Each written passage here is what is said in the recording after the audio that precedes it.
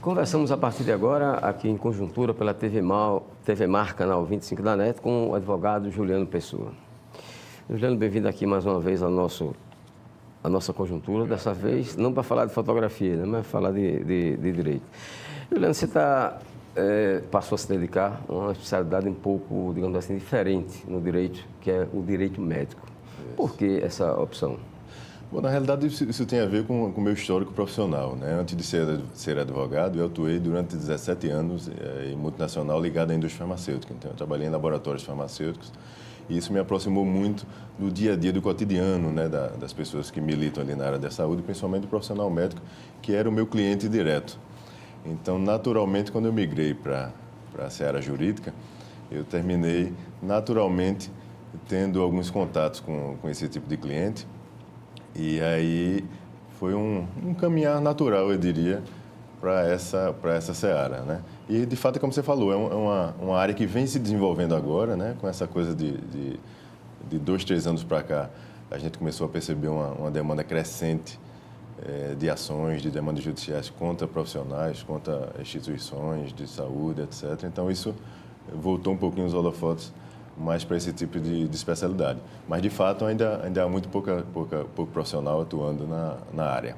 E quais são as principais demandas nessa área, Juliano? Olha, já se atua muito dando suporte ao profissional, o médico, né? Hoje em dia, muitos profissionais, clínicas, hospitais, perceberam a importância de ter um suporte jurídico, né? Previamente, né? Antes de se ter algum tipo de prática. Não só porque muitas vezes se foca muito no erro médico em si, né? Naquela coisa do profissional estar ali fazendo um procedimento cirúrgico ou qualquer outro e cometer um equívoco e aí sim surgir um problema a partir disso. Mas existem outros problemas que circundam a atividade do médico, como, por exemplo, ele tem que ter um termo de consentimento bem elaborado, né? Muitas vezes há o hábito dessas pessoas trabalharem com um termo de consentimento padrão e não é assim que a legislação e também o Código de Ética Médica exige, né? Na realidade, o termo tem que ser adaptado a cada procedimento e a cada perfil de paciente, né? Ele não pode ter um padrão só, porque muitas vezes ele pode não atingir a um determinado paciente. Então, aquele termo que ele faz para determinada prática procedimental tem que estar inteligível ao paciente que está sendo abordado, digamos assim, com aquela prática, né? Então, vai desde esse tipo de assessoramento, né, de consultoria jurídica, à defesa do profissional efetivamente dito, junto ao CRM, junto ao conselho da categoria, e, de repente, defendendo juridicamente, no caso de uma propositura de uma demanda judicial efetivamente. E no caso do paciente, como é que ele pode, digamos assim, ter uma orientação nessa área médica antes mesmo que aconteça alguma fatalidade, que ele precise demandar contra o profissional ou contra o hospital? O paciente, eu diria o seguinte, como em qualquer área hoje, a tecnologia está aí para poder ajudar, né? Nos ajudar como um todo. Tem muita coisa ruim, mas também tem muita coisa boa. Então, é interessante que as pessoas que nos assistem, que vão procurar um profissional médico para fazer um procedimento, uma consulta, etc., que elas pesquisem, né, quem é aquele profissional. Entre na página do Conselho Federal de Medicina, entre na página do CRM Alagoas, né, do CREMAL, para verificar se esse profissional está ativo, se ele de fato exerce a especialidade que ele propaga que exerce, enfim, se cerque dos cuidados necessários e dialogue. Eu acho que o que vem faltando muito, Fábio, eu diria, é uma comunicação mais harmoniosa entre as partes, entre o paciente, que está indo buscar o serviço, e entre o médico que presta esse serviço. Eu acho que essa ferramenta ajudaria bastante e ajudará bastante a minimizar, né, e a reduzir o número de demandas que vem acontecendo, principalmente de paciente contra profissional. Eu acho que se o paciente sentar ali com todas as dúvidas na frente do profissional e o profissional também se colocar na posição de atender esse paciente de maneira mais humanizada, né, mais cuidadosa, eu acho que muita coisa se elimina, porque às vezes um ruído nessa comunicação entre médico e paciente normalmente pode gerar uma insatisfação futura, pós-procedimento, e às vezes são equívocos que, na verdade, não foi um erro médico, né? A gente precisa também separar o joio do trigo. Existem demandas crescentes, sim. Houve, no ano passado, inclusive, em Alagoas, 120 profissionais médicos foram processados.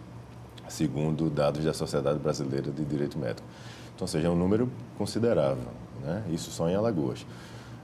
O CREMAL, segundo o seu presidente, numa matéria até que saiu no Jornal da Gazeta do ano passado, também em setembro, salvo engano, ele fala que recepciona uma média de 100 denúncias contra profissionais aqui no Estado.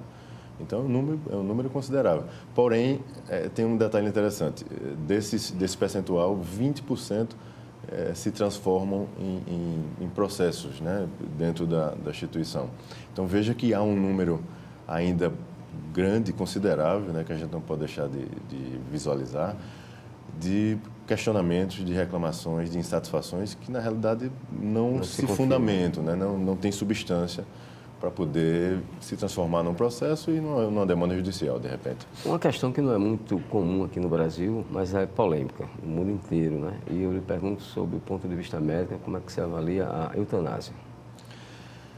É complicado, realmente é um tema complicado. Do ponto de vista de direito médico. De direito médico, é um tema complicado. Eu acho que a gente tem que seguir os parâmetros que nós temos dentro da nossa legislação, né, do arcabouço legislativo que nós temos no país. Infelizmente, isso é proibido. Eu acho também que seria, de repente, um passo muito mais amplo, né, que o Brasil daria. Eu acho que a legislação atende de maneira, digamos assim, satisfatória, né?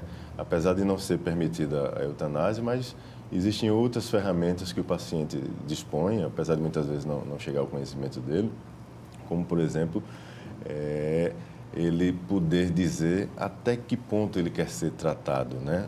Ou seja, a gente sabe que existe um estágio da doença, muitas vezes, que ele não tem muito o que ser feito, né? Se faz um paliativo, elimina-se o sofrimento e tal. Então, o paciente pode dispor, né, disso juridicamente e deixar, tipo, vamos traduzir aqui para as pessoas que nos assistem, como se fosse um testamento, vamos dizer assim. Sim. Ele deixa ali a vontade dele, né? O que é que ele pretende quando ele chegar num estágio que, de repente, ele julgue que não seja digno, não seja satisfatório para ele como ser humano. Ele pode dispor disso, mas a eutanásia, de fato, eu acho que é bom resguardá-la. Bom, mudando completamente de assunto, estamos iniciando um ano político muito importante, né, no Brasil, com eleições no país inteiro.